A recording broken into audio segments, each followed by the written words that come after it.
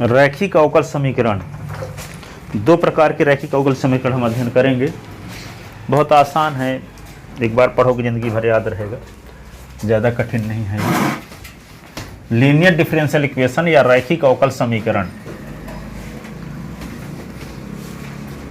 देखो, रैखिक अवकल समीकरण, रैखिक अवकल समीकरण, रैखिक अवकल समीकरण, ये d Y upon D x plus P Y is equal to Q, अथवा कैसे हो D S upon D Y plus P x is equal to q. यदि यहाँ पे ये वाई में रैखिक अवकल समीकरण कहलाएगा, ये एक्स में रैखिक अवकल समीकरण कहलाएगा। ठीक है, तो जब यहाँ पे ये बाई में रैखिक अवकल समीकरण है तो राइट हैंड साइड में एक्स का प्योर फलन रहेगा, इसमें बाई मिक्स नहीं रहेगा। और जब ये एक्स में रैखिक अवकल समीकरण है तो ये राइट हैंड साइड बाई का प्योर फलन रहेगा, इसमें एक्स मिक्स नहीं रहेगा। ठीक है, जैसे आपके पास है क्या कि 1 प्लस एक्स स्क्वायर, यानी जैसे मान लो है D Y upon D x, D Y upon D x plus या minus X is equal to minus X is equal to आपके पास है माइनस पाई तो लिख दिए। नहीं, मान लो कोई इक्वेशन है, एक इक्वेशन लेते हैं इस टाइप का। हाँ, जैसे d Y upon D x, D Y upon D S plus y upon s is equal to क्या है एक्स स्क्वायर। ये एनसीईआरटी क्वेश्चन है। तो यहाँ पे ये बाई में रैखिक अवकल समीकरण है। क्यों? क्योंकि d y upon D S plus P by is equal to Q type का है। बाई का जो गुणांक है 1/s, ये पी का मान है। ठीक है, और राइट हैंड साइड में देखो एस का फलन है प्योर, इसमें बाई मिक्स से नहीं है। तो जब ये बाई में रैखिक अवकल समीकरण है तो इसको हल करने के लिए सबसे पहले समीकरण एक से इस समीकरण से तुलना करेंगे। तो पी की वैल्यू आ जाएगी 1/s, क्यू की वैल्यू आ जाएगी एक्स स्क्वायर। फिर पी का इंटीग्रेशन करेंगे, पी का इंटीग्रेशन करेंगे, उसको ई की पावर में लिखेंगे, इसको कहेंगे इंटीग्रेटिंग फैक्टर, समाकलन गुणा के, समाकलन गुणा के। तो यहाँ पे ई की पावर पी की वैल्यू 1/s है और ये डी एस, तो ई की पावर क्या होगा log s, इसका मान x होता है, ई की पावर log ऑफ के बराबर ही होता है, जानते हो। फिर रिक्वायर्ड सोल्यूशन क्या होगा, यदि बाई में रैखिक अवकल समीकरण है तो बाई इंटू इंटीग्रेटिंग फैक्टर और फिर क्यू इंटू इंटीग्रेटिंग फैक्टर, ये डी एक्स है। तो बाई इंटू इंटीग्रेटिंग फैक्टर क्या आ चुका है एक्स है, और क्यू की वैल्यू क्या है, क्यू की वैल्यू है x square, x square integrating factor क्या है एक्स, ये डी एक्स है। तो बाई इंटू एक्स ये क्या होगा एक्स क्यूब डी एक्स है। तो बाई इंटू एक्स ये क्या होगा एस की पावर 3 + 1/3 + 1 प्लस सी। तो y x is equal to s की पावर 4 + 4 प्लस सी। तो by is equal to s की power 4/4s plus c upon x है, ऐसे। तो by is equal to s cube upon 4 और ये होगा सी अपॉन एक्स। ये आंसर हो गया। ठीक है, तो करना क्या पड़ेगा, जैसे वर्ग समीकरण की तुलना करते सूत्र लगाते थे x बराबर -b + -√b² - 4ac/2a। इसी प्रकार हर इसको तुलना करेंगे d Y upon D S plus P y equal to q से, तब पी और क्यू की वैल्यू मिलेगी। और जब पी आएगा उसका इंटीग्रेशन करके ई की पावर में लिख देंगे, तो उसको कहेंगे इंटीग्रेटिंग फैक्टर, समाकलन गुणांक। अभीष्ट हल तो by into integrating factor is equal to q into integrating factor का इंटीग्रेशन, फिर बाई की वैल्यू निकाल देंगे।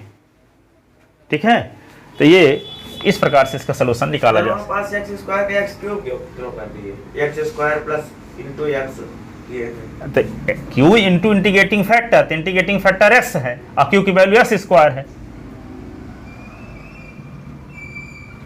q इंटू इंटीग्रेटिंग फैक्टर, ये तरीका है, कॉन्सेप्ट है सॉल्व करने का। बाई इंटू इंटीग्रेटिंग फैक्टर, फिर integration of q into integrating factor dx। तो लिखो रैखिक अवकल समीकरण, तो लिखो अब प्रारूप थोड़ा सा। ऐसा अवकल समीकरण जो D Y upon D x plus P Y is equal to Q, ऐसा अवकल समीकरण जो D Y upon D S plus P Y is equal to Q, अथवा D S upon D Y plus P x is equal to Q के रूप का हो, D S upon D Y plus P S is equal to Q के रूप का हो। उसे रैखिक अवकल समीकरण कहते हैं।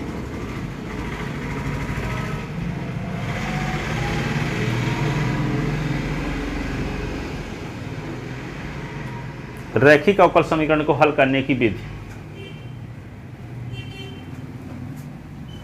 रैखिक अवकल समीकरण को हल करने की विधि।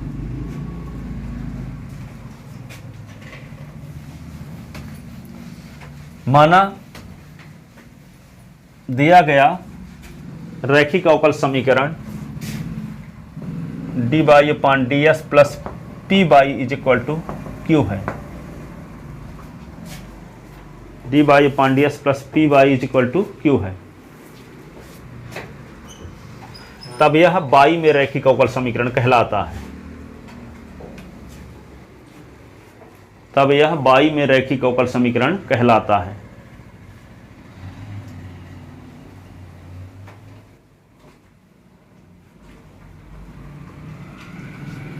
ठीक है। सबसे पहले दिए गए अवकल समीकरण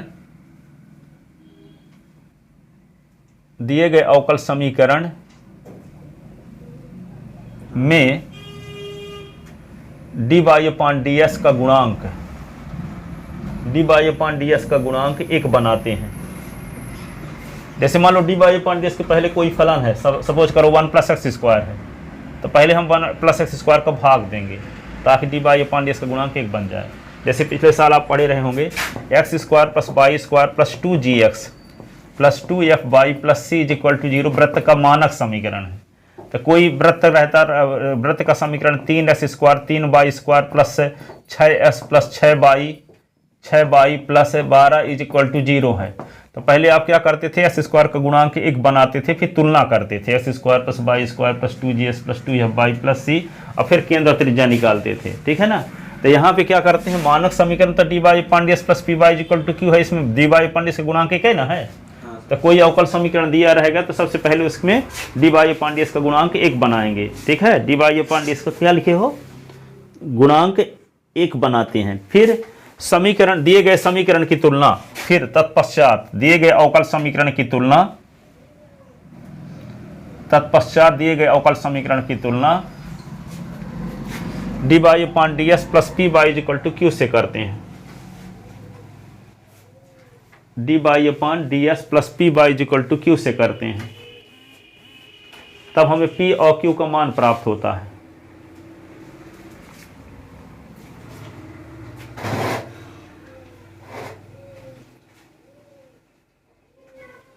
ठीक है। हाँ, फिर समाकलन गुणक जिसको हम कहते हैं इंटीग्रेटिंग फैक्टर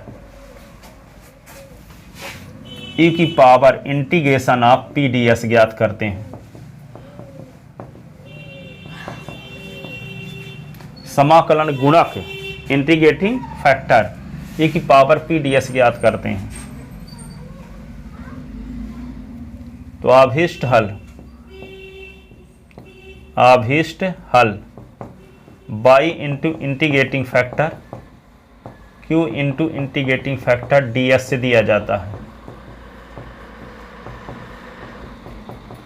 ये कॉन्सेप्ट है, y into integrating factor is equal to q into integrating factor dx से दिया जाता है। ठीक है। एक सवाल लेते हैं इस प्रकार, आपकी बात पूरा समझ में आएगी। जो एमपी बोर्ड में 40-50 साल आया है उसको सॉल्व करते हैं, हल कीजिए। क्या लिखा है, 1 plus x square d Y upon D x plus 2xy is equal to 4x square. इसको हल करना है। ठीक है ना। अब कहोगे कि हम कैसे जानेंगे कि इसको हाँ समघाती ये नहीं है, ये समघाती है क्या, समघाती कैसे होगा। जैसे 1 प्लस एक्स स्क्वायर, एक डाउट अभी क्लियर करते हैं आपका थोड़ा सा। 4x स्क्वायर माइनस 2sy हो गया, तो dy अपॉन ds तो 4x square minus 2x by अपान ये 1 प्लस एक्स स्क्वायर, तो इसकी घात 2, इसकी घात 2, इसकी घात 0 तो है, इसकी घात 2, तो समघाती कहाँ है? ये बाई अपान इसके रूप में टूटबे न करेगा, फंक्शन आप बाई अपान इसके रूप में नहीं टूटेगा। इसका मतलब ये नहीं कह सकते कि हम कैसे जानेंगे कि ये समघाती नहीं है, तो हम कैसे जानेंगे कि रैखिक अवकल समीकरण से ही हल करना है इसको। फिर एक तरीका आपके पास है चरों का पृथक्करण, तो चरों का पृथक्करण भी नहीं कर सकते कि बाई वाले पदों को एक तरफ कर लो, एक्स वाले पदों को एक तरफ कर लो। कर सकते हो क्या? देखो यहाँ पे करने की कोशिश करो। 1 प्लस एक्स स्क्वायर और D y upon D X, ये क्या होगा? 4x square minus 2x by, ठीक है। अब क्या होगा? s कॉमन ले लिए, 1 प्लस एक्स स्क्वायर और ये d y upon D s, 2s by हो गया, s कॉमन ले लिए मान लो, तो 4x है तो 2 बाई ये हुआ। अब क्या करोगे? 1 plus x square upon D X, ये क्या होगा? s common, 4x minus 2 Y upon क्या होगा? D Y. ऐसे तो देखो ds है और डी वाई तरफ भी s शामिल है। अब इस s को इधर ला भी सकते हो, पर ये s को कैसे लाओगे? s को मान लो ला भी लिए तो x ds हो गया, मान लो 1 प्लस एक्स स्क्वायर और यहाँ पे s ds हो गया मान लो। अब 4x है, अब minus 2 by, 4s minus 2 by, तो 4s अपान डी वाई करोगे और 2 बाई अपान डी वाई करोगे। अब इसको लाओगे तो ये आएगा, तो बाई भी तो रहेगा इसके साथ, s वाला पद, तो s वाले पद को एक तरफ, बाई वाले पद को एक तरफ करने में आप असमर्थ हो। इससे ये साबित हुआ कि चरों के पृथक्करण विषय भी हल नहीं होगा। अब आपके पास तीन मेथड है, कौन? समघाती, रैखिक और चरों का पृथक्करण विधि, चरों का पृथक्करण विधि। तो ये क्या है? अब ये कैसे साबित हुआ? अब D y upon D S का गुणांक एक कर दोगे, 1 प्लस स्क्वायर का भाग दे दो, तो भाग दे दो तो 2s upon 1 plus x square और ये 4s square upon 1 plus x square, तो बाई का गुणांक 2s upon 1 plus x square है।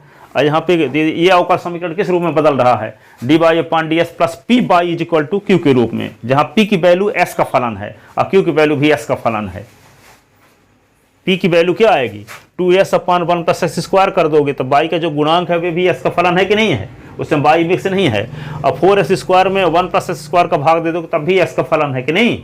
इसका मतलब क्या हुआ? ये d y upon D S plus P by is equal to Q के टाइप का है। इससे क्या होगा? यह समघाती रैखिक अवकल समीकरण है। क्या है? रैखिक अवकल समीकरण है। बात समझ में आई कि रैखिक क्यों है? आइए समघाती से क्यों नहीं हल होगा? चरों के पृथक्करण विषय क्यों हल नहीं होगा? तो हल कीजिए तो कैसे आप पता लगाओगे कि किस विषय हल होगा? आपको ये कंफर्म पता होना चाहिए किस प्रारूप का है।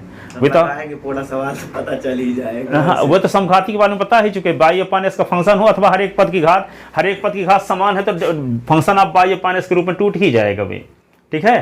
तो तुरंत पहचानने का तरीका कि हर एक पद की घात समान होनी चाहिए। और D Y upon D S function आप ऐसे D Y upon D S हो और ऊपर भी एस बाई का फंक्शन हो और नीचे भी एस बाई का फंक्शन हो और हर एक पद की घात समान भी हो, हर एक पद की घात समान भी हो, तो वो निश्चित रूप से function of by upon S के रूप में टूट ही जाएगा, तो वो समघाती अवकल समीकरण कहलाएगा, ठीक है। अब इसका तो प्रारूप जानते हो कि D Y upon D S और plus P by is equal to Q type का दिखता हो अथवा D S upon D Y plus P S is equal to Q type का दिखता हो। अब जब इस टाइप का दिखता है तो क्या समझ जाओगे कि रैखिक अवकल समीकरण है बाई में, और जब इस टाइप का दिखे तो एस में रैखिक अवकल समीकरण है, ठीक है। और जब बाई में रैखिक अवकल समीकरण है तब पी और क्यू दोनों एस के फलन रहेंगे, उसमें बाई मिक्स नहीं रहेगा। और जब एक्स में रैखिक अवकल समीकरण है तब पी और क्यू दोनों बाई के फलन होंगे, उसमें एक्स मिक्स नहीं होगा, ठीक है। अब देखो इसको सॉल्व करते हैं, तो ये कहने का मतलब न ये चरों के पृथक्करण भी से हल होगा, ना समघाती अवकल समीकरण से हल होगा, सिर्फ रैखिक अवकल समीकरण से ये हल होगा, है ना। रैखिक अवकल समीकरण टाइप का है ये अवकल समीकरण, ठीक है। तो यहाँ पे क्या करोगे, इसको लिखते हैं। सबसे पहले क्या बोले हैं कि D Y upon D S का गुणांक एक बनाते हैं, यदि D Y upon D S के पहले जो रहेगा उसी से भाग देंगे, तो इसका नाम रख लो समीकरण नंबर 1। तो समीकरण एक में 1 प्लस एक्स स्क्वायर का भाग देने पर तो क्या होगा, 1 प्लस एक्स स्क्वायर बटे 1 प्लस एक्स स्क्वायर और D Y upon D S 2x by upon 1 plus x square, ये होगा 4x square upon 1 plus x square, और ये इससे कट गया। तो D y upon D S plus 2s upon 1 plus x square, ये Y, तो 4x square upon 1 plus x square. ठीक है, अब क्या है ये d y upon D S plus P Y is equal to Q के रूप का है कि नहीं है? तो समीकरण 2 की तुलना, समीकरण 2 की तुलना, अब लिखो स्पष्टतः यह अवकल समीकरण, स्पष्टतः समीकरण 2 की तुलना तो लिख दी, काट दो, हो गया, थोड़ा और स्पष्ट लिखे देते हैं, पहले सवाल है तो फिर आगे तो चल जाएगा। स्पष्टतः यह अवकल समीकरण, अवकल समीकरण d y upon D S plus P Y is equal to Q के रूप का है, p Y is equal to Q के रूप का है। इसलिए यह बाई में एक रैखिक अवकल समीकरण है, रैखिक अवकल समीकरण है। इसलिए अतः समीकरण 1 की तुलना, अतः समीकरण 2 की तुलना, 2 की तुलना d y upon D x plus P Y is equal to q से करने पर, क्यू से करने पर p बराबर क्या लिख दोगे 2s upon 1 plus x square और q बराबर 4x square upon 1 plus x square. तो समाकलन गुणक, समाकलन, समाकलन गुणक इंटीग्रेटिंग फैक्टर e की power p dx, integrating factor e की पावर p की वैल्यू क्या है 2x upon 1 plus x square D S, integrating factor e की power log 1 plus x square, तो integrating factor 1 plus x square.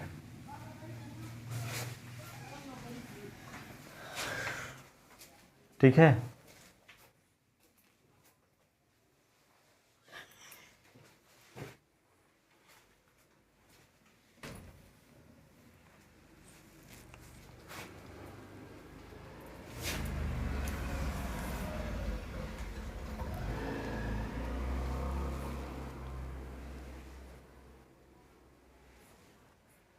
अतः अभीष्ट हल,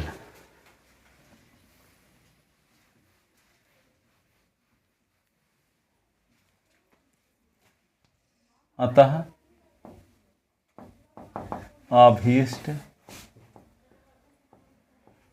हल by into integrating factor Q into integrating factor ये डी एस, तो by into integrating factor 1 plus x square, Q की value क्या है 4x square upon 1 plus x square, 1 plus x square ये D S Y into 1 plus x square 4x square D S.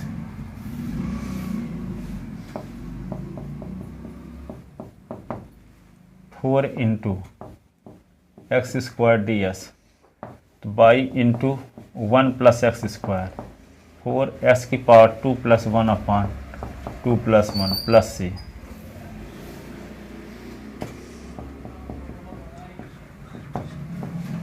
Four S cube upon 3 plus सी, तो by into Y is equal to 4s cube upon 3 और 1 plus x square plus C upon 1 plus x square, यही अभीष्ट हल है। ये कौन से तो सरल है पंचायत वाले से, हाँ इसमें 2 रूल है लगेगा,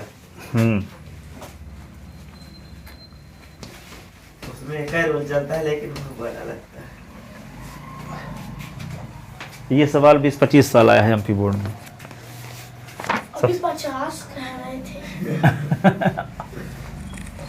अब जब अंदाज आदमी बोला था तो हो गया। वो चलता है। दूसरा सवाल देखो, D Y upon D x plus Y बटे X is equal to X square, हल कीजिए। ठीक है, ये जानते हो कि D Y upon D S plus P Y is equal to Q type का है, जहाँ पी की वैल्यू 1 अपॉन एस है, क्यू की वैल्यू एक्स स्क्वायर है कि नहीं है। ये तो सरल है। तो समीकरण 1 की तुलना, समीकरण 1 की तुलना d Y upon D S plus P Y is equal to q से करने पर, क्यू से करने पर, ये अंतिम टॉपिक उसमें चल रहा है ना। हाँ, P is equal to 1 upon S और Q is equal to X square, ये हुआ। अतः अब तब इंटीग्रेटिंग फैक्टर आई एफ कल ख़त्म हो जाएगा, फिर अगले जब आओगे मंडे से तो 10 पढ़ाएंगे। Integrating factor P D X E की power 1 upon X D X, तो ई की पावर log एस, तो क्या हो जाएगा एक्स। संडे को टेस्ट 6 से 8 याद है ना, हाँ तो है, परंतु जब पहुंच जाए तब ना। तो कहीं पहुंचोगे कैसे, नहीं विज्ञान रहे तो थोड़ी कल कर। चले जाएंगे, तो कहाँ बोल रहे थे? नहीं जाएंगे यार, बोल रहे थे कल कहाँ जाएंगे। ये जो रहा है गाँव गाँव गाँव लगा, नहीं बोले हैं गाँव तो भी अभी आप बोल रहे हैं, गाँव बोले हैं। क्या बोल रहे थे? एक निमंत्रण में कल है तो जाएंगे। आप नहीं सर, हाँ यहीं बगल में एक होटल, मतलब पैलेस में है। कल तो मेरा भी है पैलेस में, रमा गोविंद पैलेस में। तो उसमें मेरा नहीं है, एकता उत्सव आंगन में। तो कहीं भी जाना चाहे ना जाना, पर निमंत्रण में टेस्ट देना आना जरूरी है। ठीक है, ये थोड़ी यूँ कहोगे कि कपड़ा साफ करना है इसलिए परीक्षा मैथ के नहीं दिए थे तो सप्लीमेंट्री आ गए। अब क्या करें, कपड़ा जरूरी नहीं है साफ करना भाई। बहाना भी ऐसा कि हैं? तो इस प्रकार का बहाना नहीं कि निमंत्रण में चले गए थे इसलिए टेस्ट देने नहीं आए। रात ये को कहोगे गए टेस्ट थे। था इसलिए निमंत्रण में नहीं पहुंच पाए, ये बोल सकते हो। पर ये नहीं बोल सकते कि निमंत्रण में गए थे इसलिए टेस्ट देने नहीं आए। उल्टा किसको आप प्राथमिकता देते हो? सब कुछ पढ़ाई और खाने और सोने के अलावा पहली प्राथमिकता पढ़ाई की हो, बाकी में सब आए। इसलिए मैं आपको बोलता हूं क्योंकि आप उस लेवल के स्टूडेंट हो, इसलिए। नहीं तो हम अब बोलने बंद कर दिए लोगों को। जिनको समझाते समझाते थक गए, जिनको जो समझने नहीं चाहते तो उनको तो विष्णु भगवान भी नहीं समझा पाए हैं, तो हम कौन होते हैं समझाने वाले। हाँ, अवतार ले लेके ख़त्म हो गए, लास्ट में उनकी धनुष बाणे काम आया, चक्र सुदर्शन है। बात से समझे नहीं वे।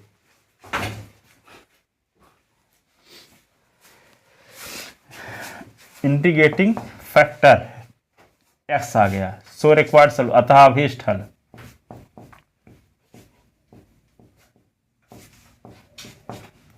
By into integrating factor Q into integrating factor D S आ गया answer. Y into X, Q की वैल्यू क्या है एक्स स्क्वायर इंटू एक्स, ये डी एस बाई एक्स क्या होगा S cube D S, S cube का इंटीग्रेशन x पावर 4/4। एस की पावर 4/4 प्लस सी। ये बाई की वैल्यू निकालना पड़ेगा क्योंकि बाई में रैखिक अवकल समीकरण है ना। निकाल दिए। तो by is equal to s की पावर 4/4x और प्लस सी अपॉन एक्स। तो by is equal to s cube upon 4 plus c upon x, ये आंसर हो गया। ठीक है, अब देखो अगला question,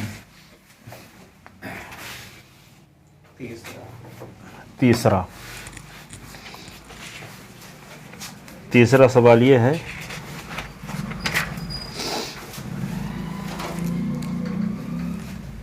D Y upon D x minus by is equal to cos x.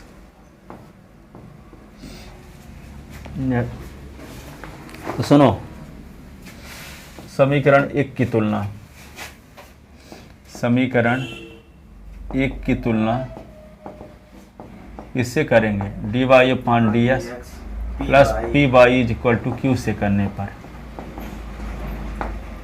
p बराबर क्या होगा -1, q बराबर होगा cos x। Integrating factor I F